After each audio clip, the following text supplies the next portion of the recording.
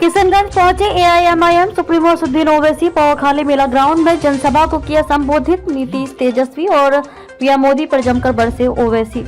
AIMIM supremo 2 दिवसीय दौरे पर आज किशनगंज पहुंचे, जहां उन्होंने पौखाली मेला ग्राउंड में भीड़ भरी जनसभा को संबोधित किया। इस दौरान उन्होंने सीएम नीतीश कुमार और प्रधानमंत्री नरेंद्र मोदी पर जमकर निशाना साधा। उन्होंने नीतीश कुमार के एनडीए में शामिल होने पर तंज कसा और कहा कि लोग मुझे बीजेपी का बी टीम बताते थे, लेकिन मैं नहीं बदला। नीतीश कुमार बदल गए और उन्होंने बिहार की जनता को धोखा देने का काम किया। उन्होंने कहा कि इसकी जिम्मेदार सिर्फ नीतीश कुमार नहीं बल्कि तेजस्वी यादव और प्रधानमंत्री नरेंद्र मोदी भी हैं। वहीं उन्होंने राजद के द्वारा एआईएमआईएम के 4 विधायकों को पार्टी में शामिल करवाने को लेकर भी तेजस्वी यादव पर जमकर निशाना साधा और कहा कि सीमांचल की जनता से इंसाफ हो, ये नहीं चाहते थे, इसीलिए विधायकों को तोड़ने का काम किया गया। आपको बता दें कि एआईएमआईएम नेता असदुद्दीन ओवैसी लोकसभा क्षेत्र के सोथा और डगुआ में भी कार्यक्रम को संबोधित करेंगे। इस मौके पर एआईएमआईएम प्रदेश अध्यक्ष अख्तरुल ईमान, जिला अध्यक्ष रहीमुद्दीन उर्फ हैबर, शाहिद आलम, आदिल हसन सहित अन्य लोग मौजूद थे। साजिद का मसला 500-600 साल की मेहरौली की मस्जिद को शहीद कर दिया गया। क्या आपके किशनगंज के कांग्रेस के एमपी ने मुंह खोला? नहीं बोल सके। किसने बोला? मजलिस इत्तेहाद मुस्लिमीन ने उसकी आवाज उठाई। आप देखते हैं बिल्किस बानो का मसला हुआ, किसने पार्लियामेंट में उसका मसला उठाया? मजलिस ने उसका आवाज उठाई इंसाफ के लिए। तो मेरे अजीज दोस्तों और बुजुर्गों, मेरी आपसे सिर्फ यही अपील है कि आने वाले लोकसभा के चुनाव में आप मुत्तहदा तौर पर एक अच्छा फैसला लीजिए। हम भी नहीं चाहते कि बिहार में बीजेपी और नीतीश कुमार के एमपी कामयाब हो जाएं। हम तो शुरू से कोशिश कर रहे रोकने की, मगर जो लोग आपका वोट लेकर मोदी के गोद में बैठकर चाय पीती है, कभी आप इनसे भी तो पूछो कि तुमने हमारा वोट लेकर तुमने कैसे बीजेपी को सत्ता दे दी बिहार में। मेरे अजीज दोस्तों और बुजुर्गों, आप देख रहे हैं कि कैसे किस तरीके से कभी हमारी मसाजिद को निशाना बनाया जाता है, कभी शरीयत मदाखलत की बात की जाती है। उत्तराखंड में यूनिफॉर्म सिविल कोड का एक नाम से बिल ला दिया गया, यूनिफॉर्म तो है ही नहीं। अब नहीं मालूम नीतीश कुमार क्या करने वाले हैं। बीजेपी के साथ मिलकर बैठे हैं। यहां पर फसाद हुआ था 1 साल पहले, 100 साला मदरसे को जला दिया गया। मैं तुमसे पुकार कर कह रहा था, कहां है वो सेकुलरिज्म के दावे करने वाले? कहां है तेजस्वी यादव? जब 100 साल के मदरसे को जला दिया गया, कोई आवाज नहीं उठी। एक 12 साल के बच्चे को सीवान में पकड़कर उसको 8 दिन जेल में डाल दिया गया, किसी ने आवाज नहीं उठाई। मैं कह रहा था, पुकार रहा था। मेरे भाई याद रखो, अगर तुम्हारे लिए कोई लड़ने वाला नहीं होगा तो जुल्म जारी रहेगा। हमारे वतन अजीज की हकीकत यही है कि जब तक तुम्हारी आवाज नहीं होगी, तुम्हारा कोई पुसाने हाल नहीं हो सकता है। जब तक तुम्हारा नेता नहीं होगा, कोई तुम्हारा काम नहीं कर सकेगा। आप बताइए, इतनी बड़ी तादाद में सर्वे हो गया, का सेंसस हुआ, जो अख्तर भाई ने मुझे यहां पर बताया कि इतना बड़ा सर्वे यहां पर हुआ सुरजापुरी बिरादरी का।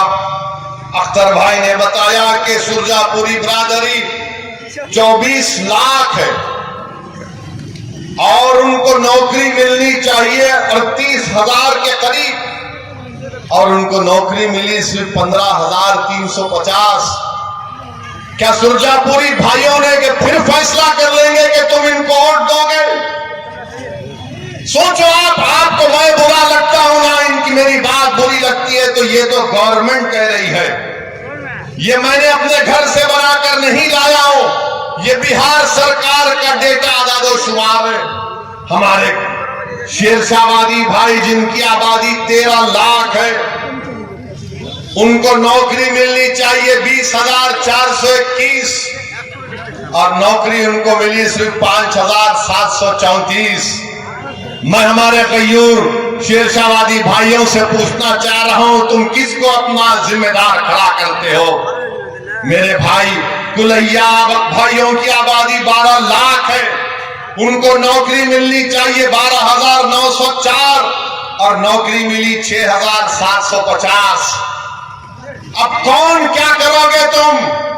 ये जो दल्लाल फिरते हैं हमारी कौम के दल्लाल, अरे दल्लालों अभी तो अपना मुंह काला करके घर में बैठ जाओ। बरसों से धोखा दिया गया है, बरसों से धोखा दिया गया। ये मैं नहीं कह रहा हूं, बिहार सरकार कह रही है। सुरजापुरी बिरादरी को नौकरी नहीं मिलेगी तो सेकुलरिज्म की कामयाबी है।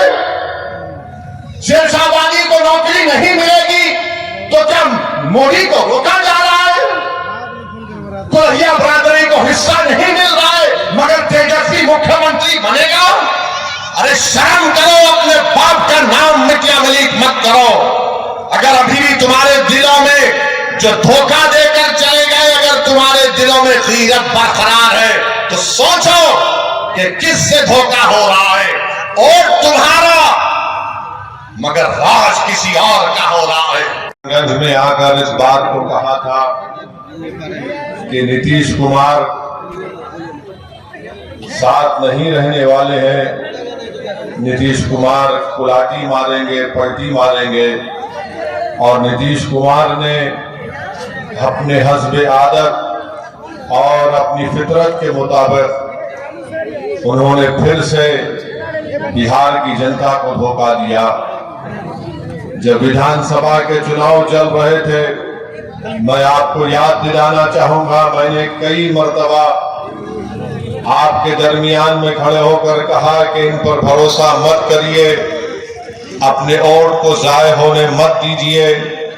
मगर मजलिस के मुखालिफिन हम पर इल्जाम लगाते गए कि असदुद्दीन ओवैसी बी टीम है, असदुद्दीन ओवैसी वोट काटने के लिए आया है। मगर मेरे अजीज दोस्तों और बुजुर्गों, मेरी इज्जतदार माँ और बहनों, मेरे गयूर नौजवानों, बताओ जब मैं आपसे कह रहा था क्या वो बात आज सच नहीं निकली? जिसको आपने भरोसा कर उसको वोट दिया, उसने एक मर्तबा नहीं कई मर्तबा आप लोगों को ठगा है। आपने सेकुलरिज्म के नाम पर, आपने बीजेपी को रोकने के नाम पर, मोदी को रोकने के नाम पर आपने वोट दिया। मगर बताइए आज आप क्या देख रहे हैं? इल्जाम अख्तरुल ईमान पर लगता है कि अख्तरुल ईमान और असदुद्दीन ओवैसी और आफ्ताब इंजीनियर बिहार में वोट तोड़ने के लिए आए हैं। मैं उनसे पूछना चाह रहा हूं, बताओ आज जिम्मेदार कौन है? आज जिन्होंने आपका वोट लिया और आपको धोखा नहीं दिया बल्कि आपके पीठ में खंजर घोंपा, आज वो सब के सब खामोश बैठे हैं। इसका जिम्मेदार ना सिर्फ नीतीश कुमार है बल्कि इसका जिम्मेदार तेजस्वी यादव भी है। इसका जिम्मेदार भारत के वजीर आजम नरेंद्र मोदी है। ये तमाम के तमाम तीनों पलटू मास्टर हैं, बोलते एक हैं और सत्ता के लिए कुछ भी कर जाते हैं। अगर हम चुनाव लड़ते हैं तो हम पर इल्जाम लगा दिया जाता है। मगर आज बिहार में बीजेपी अगर सत्ता में है तो इसका जिम्मेदार ना सिर्फ नीतीश कुमार है बल्कि इसका जिम्मेदार तेजस्वी यादव भी है कि आपने आज बिहार की जनता पर बीजेपी को मुसल्लत करके रख दिया। आपकी नादानियों और गलतियों की वजह से आज बिहार में आरएसएस मजबूत हो रही है। हम चुनाव लड़ते हैं तो हम पर उंगलियां उठाई जाती हैं, इल्जामात लगाए जाते हैं। मगर बताओ आज बिहार में अगर बीजेपी की सरकार बनती है तो इसका जिम्मेदार क्या अख्तरुल ईमान असदुद्दीन ओवैसी है। हमारे 4 विधायक को इन्होंने तोड़ लिया। आपने मजलिस के उम्मीदवार को आपने अपने वोट और दुआओं से कामयाब किया। मजलिस के 4 विधायक को तोड़ा, ये बोलकर तोड़ा कि हम बीजेपी को रोकेंगे। बताओ तुमने क्या बीजेपी को रोका? तुम सिर्फ अपनी अना की तस्कीन के लिए तुमने मजलिस के 4 विधायक को तोड़ा। तुम नफरत करते हो कि सीमांचल की सरजमीन से एक गरीब और मजलूमों की एक सियासी लीडरशिप जो भर रही थी, तो तुम ये नहीं चाहते थे कि सीमांचल की जनता से इंसाफ हो। तुम ये जानते थे कि मजलिस ने यहां पर सीमांचल की आवाम में एक सियासी इनकलाब को बर्पा कर दिया। तुम ये नहीं बर्दाश्त कर सकते थे कि सीमांचल की जनता से इंसाफ होगा, उनको उनका हक मिलेगा, तो झूठ बोलकर हमारे 4 विधायक को नीतीश कुमार ने और तेजस्वी ने तोड़ा। अब बताओ वो 4 विधायक की क्या अहमियत है वहां पर? ना तो वो मुंह खोल सकते हैं, ना तो वो बगैर इजाजत के बैठ सकते हैं, ना तो वो बगैर कुछ सोचे समझे, इनके पास कुछ है ही नहीं। मगर मजलिस ने जो सीमांचल की सरजमीन पर जो एक सियासी इनकलाब को बर्पा किया, तो ये बात ना मोदी को पसंद आई, ये बात ना तेजस्वी को पसंद आई, ना ये बात नीतीश कुमार को पसंद आई। वो हरगिज नहीं चाहते कि सीमांचल से आपकी एक सियासी क़ियादत उभरे।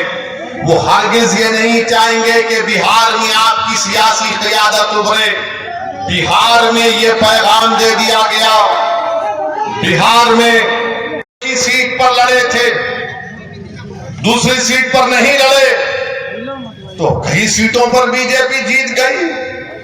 मगर अब की बार इंशाअल्लाह ताला किशनगंज भी लड़ेंगे और भी कई पार्लियामेंट की सीट पर इंशाअल्लाह ताला हम सोच और विचार कर रहे हैं, क्योंकि हम जान चुके हैं कि तुम बीजेपी को नहीं रोक सकते। मोदी को अगर कोई रोक सकता है तो इंसाफ पसंद लोग रोक सकते हैं।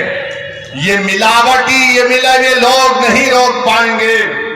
ये कभी भी किसी भी कीमत पर आपका सौदा कर जाएंगे। तो हम आपसे अपील कर रहे हैं कि अपने मुत्तहिद रहिए, मजलिस को मजबूत रखिए, क्योंकि मगरिब का वक्त भी होने जा रहा है। हम आपसे इजाजत चाहते हैं और फिर से आपसे कह रहे हैं कि यकीन जान लीजिए कि जब तक अल्लाह असदुद्दीन ओवैसी को जिंदा रखेगा, हम सीमांचल की इंसाफ की लड़ाई लड़ते रहेंगे। तुम्हारे साथ नारा लगाइए, सीमांचल जिंदाबाद, सीमांचल जिंदाबाद, जिंदाबाद जिंदाबाद, सीमांचल जिंदाबाद। अस्सलाम वालेकुम। चाहते थे कि सीमांचल की जनता से इंसाफ हो। तुम ये जानते थे कि मजलिस ने यहां पर सीमांचल की आवाम में एक सियासी इनकलाब को बर्पा कर दिया। तुम ये नहीं बर्दाश्त कर सकते थे कि सीमांचल की जनता से इंसाफ होगा, उनको उनका हक मिलेगा, तो झूठ बोलकर हमारे 4 विधायक को ये बात नीतीश कुमार को पसंद आई। वो हरगिज नहीं चाहते कि सीमांचल से आपकी एक सियासी क़ियादत उभरे। वो हरगिज ये नहीं चाहेंगे कि बिहार में आपकी सियासी क़ियादत उभरे। बिहार में ये पैगाम दे दिया गया, बिहार में भूमिहार का नेता हो कोई गुनाह नहीं है, बिहार में अपर कास्ट का नेता हो कोई गुनाह नहीं है। गुनाह उस वक्त हो जाता है जब गरीब और मजलूम मुसलमान खड़ा हो जाता है। आज बिहार में बीजेपी की सरकार है। तेजस्वी से पूछेंगे तो तेजस्वी बोलेंगे चाचा हमको छोड़कर चले गए। नीतीश कुमार से पूछेंगे तो इतना रंग बदलते नीतीश कुमार, सुबह में जो बोलेंगे शाम तक चाचा कर देंगे। बता, इसलिए मैं सिर्फ आपकी तर्जुमानी कर देना चाहता हूं कि इस वक्त पूरे हिंदुस्तान में वाहिद लीडर है जनाब बैरिस्टर असदुद्दीन ओवैसी साहब, जिन्होंने सीमांचल की बेबसी पर, लाचारी पर न सिर्फ किशनगंज में आकर आपको यह नुक्ता सिखाया कि इन 75 सालों में दिल्ली और पटने में बैठे हुए बेईमानों ने सीमांचल के लोगों से टैक्स वसूल किया, लेकिन सीमांचल के बच्चों को न तो तालीमी इदारा दिया पढ़ने के लिए, न बिलखती बीमार माओं के लिए हॉस्पिटल दिया, न किसानों के खेत में पानी पहुंचाने का कोई प्रोग्राम किया। और लाचार ये इलाका है कि आज प्रदेश की जिंदगी जाने पर मजबूर है। बैरिस्टर असदुद्दीन ओवैसी साहब ने कहा था कि ऐ सीमांचल के लोगों, तुम अपने जमीर में झांक कर देखो, दिल्ली और पटने में बैठे हुए बेईमानों ने तुम्हारे साथ कितना जुल्म किया है। मुल्क आजाद हुआ था तो सबसे पहले सूरज की किरणों ने तुम्हें 1947 के 15 अगस्त को सलाम किया था।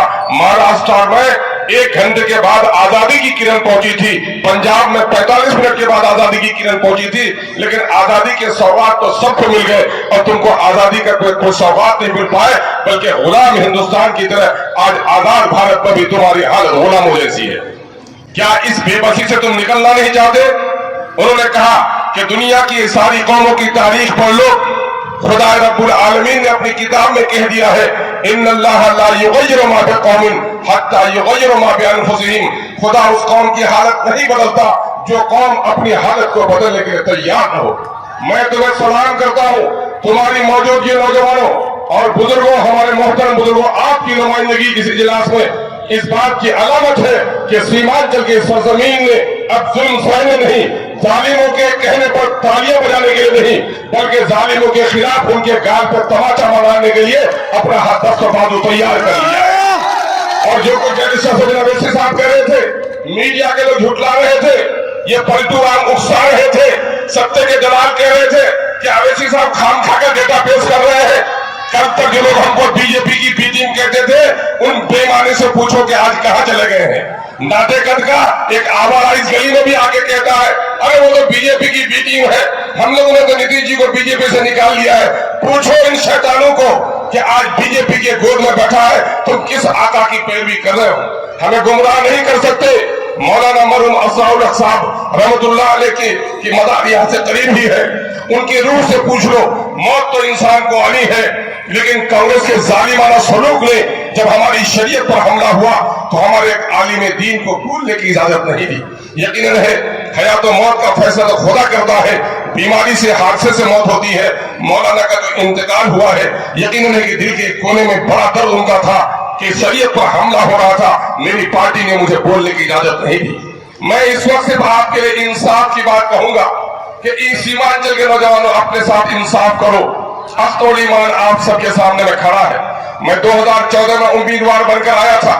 आपके गलियों की मुरम्मती, आपके नदियों का कटाव, सैलाब की तबाही, नौजवानों के साथ बदसलूकी, इस इलाके की गुर्बत, अलीगढ़ का मसला हो या मिल्लत के मसाइल हो, उसकी बड़ी मजबूत तर्जुमानी हमने की।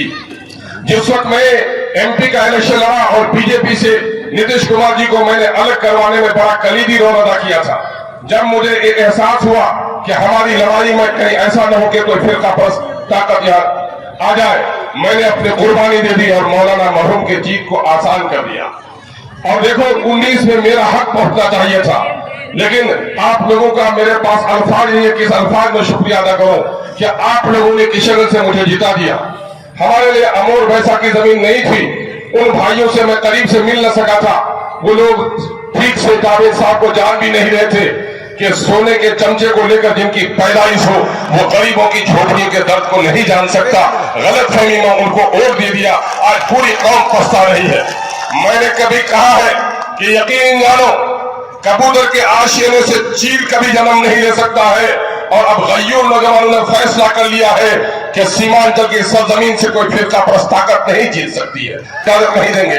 मैं इस वक्त आया हूं कि जिस वक्त मेरे ससुद्दीन अवैसी साहब आपकी तर्जुमानी करते हैं, आपका दिल बड़ा हो जाता है। एक वाक्य की खबर देकर मैं बैठा